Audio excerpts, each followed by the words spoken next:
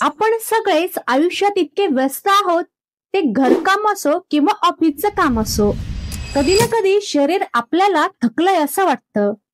आणि विशेष करून म्हणजे घरातल्या बायकांना दिवसभर हा त्रास जास्तच असतो. त्या दिवसभर सगळ्यांची काळजी घेतात, पण मात्र स्वतःकडे लक्ष द्यायला त्यांना वेळच नसतो. मित्रांनो, तुम्हालाही सतत अंगदुखीचा त्रास होतो का? सकाळी उठल्यावर किंवा ऑफिस मधून परत आल्यावर किंवा काहीही कारण नसलं तरी शरीरात भरपूर वेदना असतात का?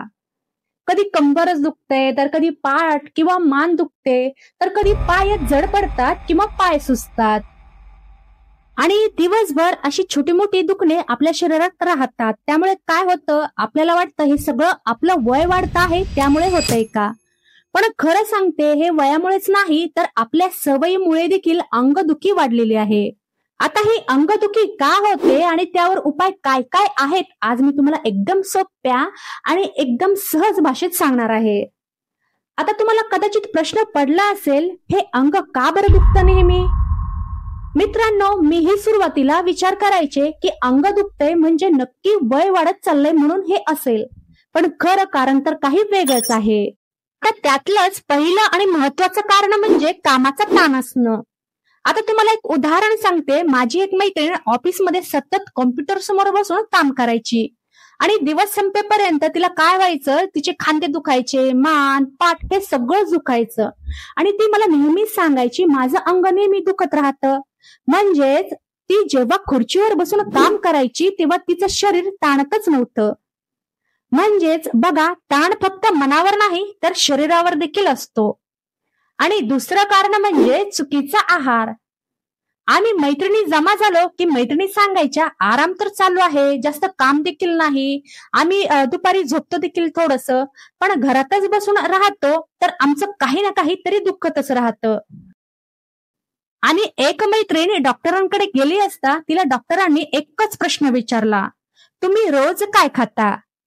आणि तिने उत्तर दिलं, रोज चहा, फराळ किंवा थोडासा भात, पण जास्त करून भाज्या, डाळी किंवा दूध असं काहीच ती खात नव्हती.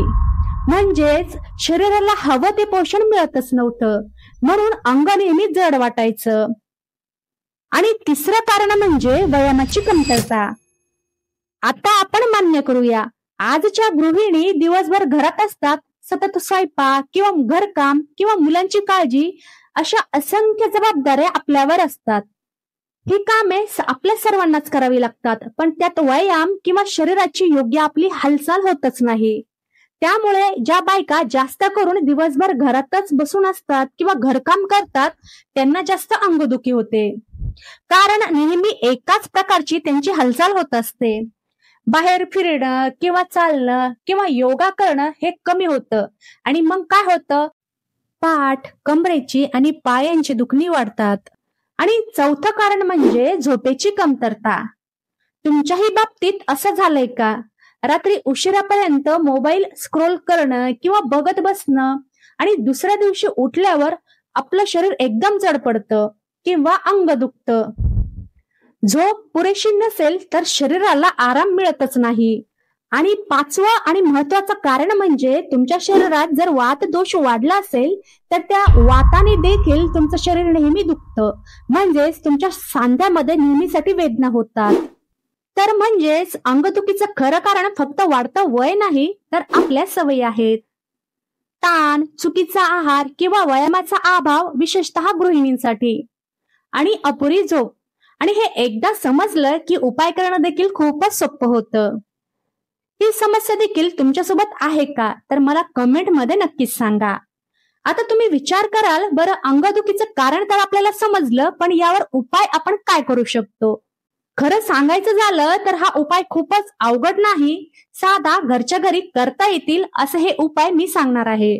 पहिला उपाय म्हणजे एकदम संतुलित आहार घ्यायचा. आणि जर आपल्याला आहारच चांगला नसेल तर आपल्या शरीरात प्रोटीनची कमी जाणवते, हिरव्या भाज्या कमी असतील तर सतत आपलं अंग दुखतं. रोज आहारात डाळी घेणं किंवा मूग किंवा भाज्या, ताजी फळं घ्यायलाच हवी. आणि पुरेसं पाणी देखील प्यायला हवं. आणि दुसरा उपाय म्हणजे थोडासा व्यायाम. आता व्यायाम म्हटलं की तुम्हाला लगेचच वाटेल की आता काय जिमला जायचं का? नाही, तसं काहीही नाही.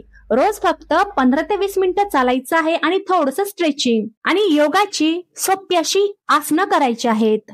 एवढं जरी केलं ना तरी शरीर हलकं होतं आणि त्यामुळे काय होतं, अंगदुखी कमी होते. माझी देखील पाठ खूपच दुखायची, पण मी योगा सुरू केला आणि अगदी 2च महिन्यामध्ये इतका मला फरक जाणवला, तर आता मी रोज योगा करते.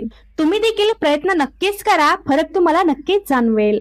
आणि तिसरा उपाय म्हणजे झोप आणि ताण कमी करणं. कधी कधी आपल्याला वाटतं की शरीर दुखतंय, पण खरं कारण असतं ताण आणि झोपेची कमतरता. जसं मी स्वतः अनुभवलेलं आहे. जेव्हा मी रात्रभर काम केलं किंवा मोबाईलवर स्क्रोल करत बसले आणि दुसऱ्या दिवशी अंग सगळं दुखायचं. म्हणून झोप पुरेशी घ्या आणि रात्री उशिरा मोबाईल देखील वापरणं टाळा आणि शक्य तितका ताण टाळा. मन शांत राहील आणि शरीर आपोआप हलकं होईल. आणि जर तुम्हाला वाताचा प्रॉब्लेम असेल तर काय करायचं आहे, तुम्ही नियंत्रित तेलाने मालिश करा आणि नेहमीच सूर्यप्रकाशात म्हणजे सकाळच्या सूर्यप्रकाशात साधारण 15 मिनिटासाठी बसा. मित्रांनो, अंगदुखी ही फक्त सामान्य समस्या नाही, तर शरीरातील काही कमतरतेचा किंवा वातदोषाचा संकेत आहे.